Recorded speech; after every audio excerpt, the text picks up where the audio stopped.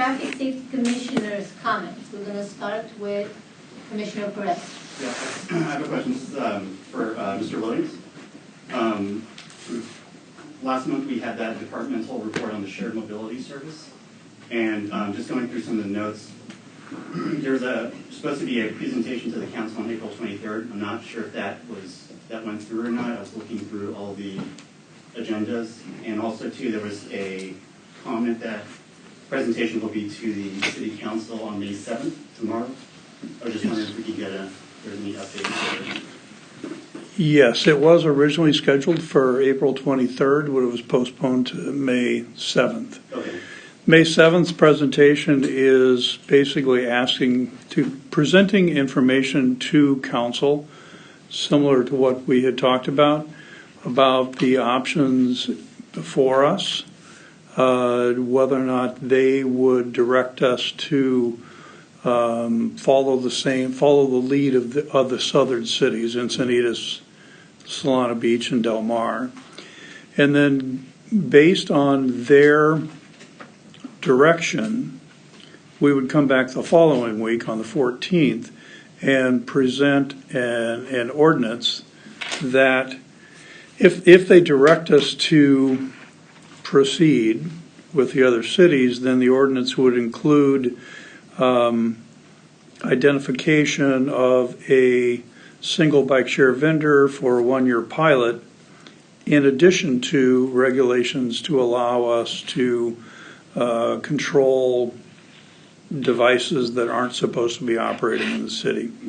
If they say, no, we don't want you to go forward with the pilot, the ordinance would just include the regulations for non-permitted devices.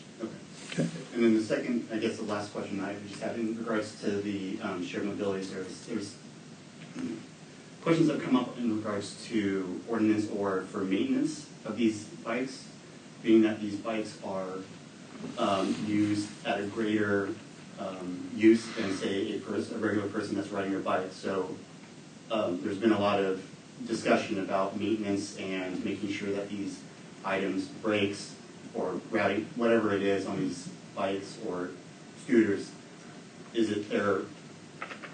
is the party that will be maintaining it? Is there a third party? Just kind of questions on how these machines will be maintained. The vendor that was selected by the North Coast cities is Gotcha. They would be totally responsible for rebalancing those vehicles, changing out the batteries, doing any kind of maintenance required on them whenever it's necessary. Okay. The city really would have no role in maintaining those vehicles. Which I understand. I just want to make sure that the company is, that's been a kind of discussion right now. All right. Yeah. Thank you.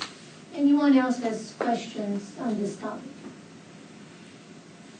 So April 23rd, no, I have a question. What about me? I don't know if Doug shared with you that on April 23rd, soon after we had, well not soon, but pretty soon after we had our meeting saying there are no scooters allowed in the city, we were strolling in the village and there were a bunch of, what are those scooters called? The birds everywhere. And I just couldn't believe it. I'm like, what? No, that's not possible. Does anybody know anything about it?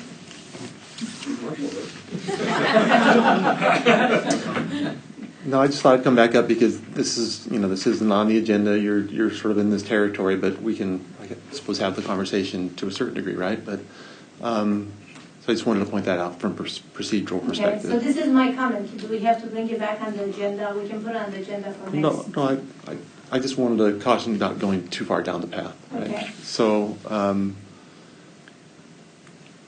your observation is the very reason why we need to bring something to council is to provide some regulatory teeth so the city can deal with devices that are brought to the city sort of without permission. So that's the part that Craig was describing, in either scenario, we would bring forth an ordinance to update our municipal code to provide some regulatory teeth so that when devices show up, we can impound them and we can take actions. We're not going to be just left exposed. The other piece that he described was this entering into a license agreement with a preferred vendor to actually provide those services per our code, per our rules. So they just dumped them just like that, like in the back of the pickup? That's pretty much the model. Wow, that's why I was shocked. I didn't think it was anything with the city. I'm like, I know they did not approve it. How is it possible that they just dumped them like this? Could I ask you a question? Yes. Is that within the rules? So actually, when I had heard that from Doug, I made some inquiries to police as well as the city's village manager. And they did some inquiries and hadn't gotten any confirmation of any quantity. But could you? How many did you see? And were they all birds or were they just scooters? So I personally saw one bird, and because I didn't. So this was the street west of the village. Carlsbad Village and Boulevard, right behind like the Ocean Drive. Knockout, is it Ocean Drive? Yeah. Knockout Pizza parking lot in the back. Mm-hmm. So it was one I personally saw. My daughter went across to get some ice cream and she said she saw a bunch on the way in that time. So so at least few. I personally only saw one and it was bird and it was parked on the sidewalk. Yeah. But Okay. yeah. Yeah, we have not heard any other confirmation about, reminds me of the movie The Birds, I know I should have taken some pictures, but no, it was just If you see it shocking again, please that- let us know, though. Yeah, it was just shocking that I'm like, we just had that discussion. I know the city didn't approve it, and then No. they just dumped them just like that. No. It's unbelievable. I mean, it could have been somebody that had ridden one up from San Diego and maybe they wanted to go get some ice cream at Handel's and then rode them back. It's a 2-day drive. Okay, sorry. Thank you. Yeah, I wait a think- minute. I have a question. I had asked Doug previously about these scooters, and we were told that it would have to be approved by the city, and it would only be in the village area. But my question is, or I shouldn't say question, I have concerns about where they would ride these scooters. So, before you get into that, Yeah, okay. you were absent last Right. meeting, and that's what we were following up, that actually Greg did a presentation to Okay. us about that the city will only allow one electric bike company, and that's it, no scooters, no, and I think you can see that in the minutes, any kind of. And where would they operate at? Would it be The restricted? bikes could operate anywhere in the city where bikes can operate. They can't legally operate on the sidewalk, but they would operate on the street, Okay, but no scooters. thank you. That's great. One more follow-up, I'm sorry about this. So with this bird, in SoCal, or like in LA, the city of Los Angeles, there is a guerrilla marketing that is just a dump and see what we can do. The question I have for you, Mr. Williams, is, and this might be out of the scope, but I know that we have Lyft and we have Lyft and Uber.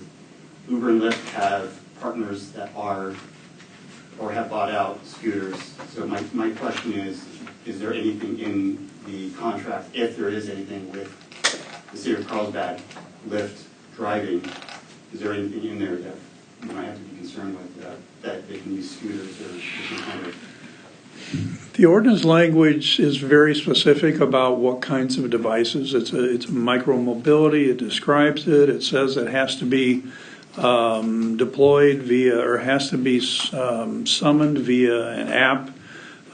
So that allows a bike shop bike, for example, to be located in the city and not be subject to picked up. But if it's an app-based request, then they could be picked up. But it's specific that to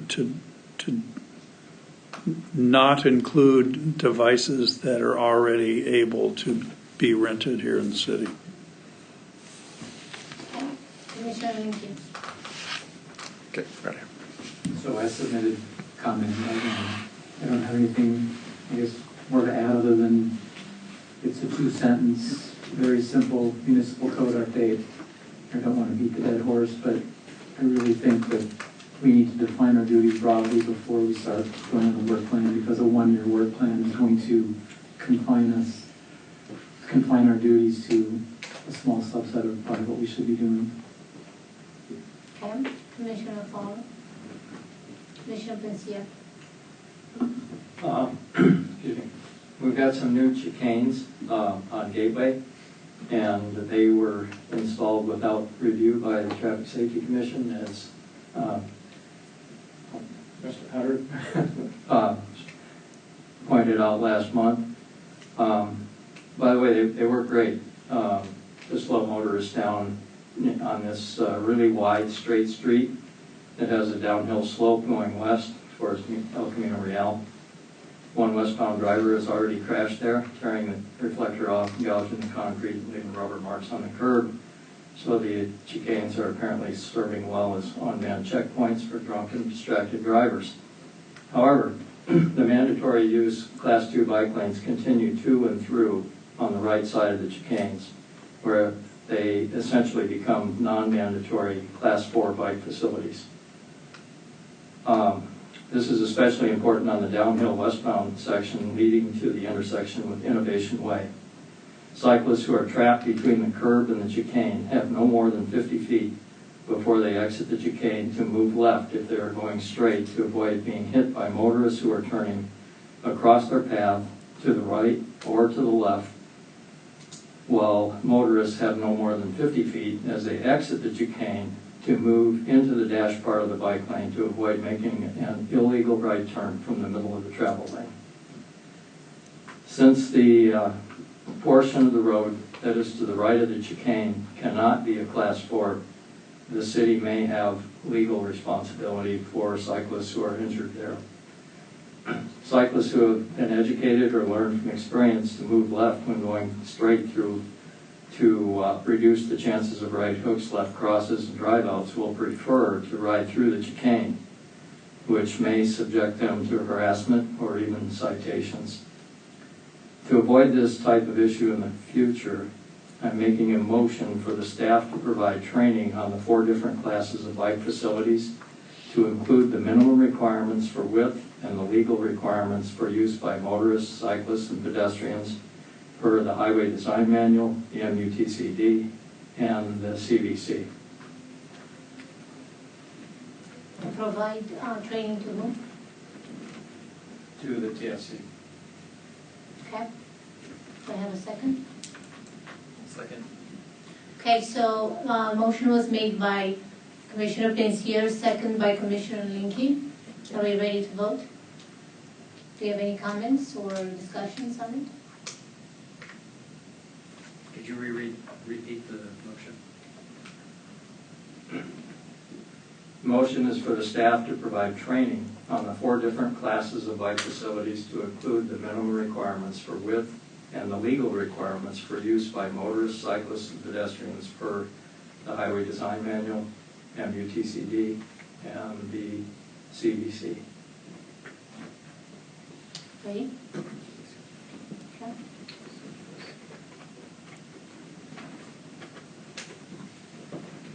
Please note that it passed unanimously. Commissioner Hunter, I'll come back to you, Commissioner.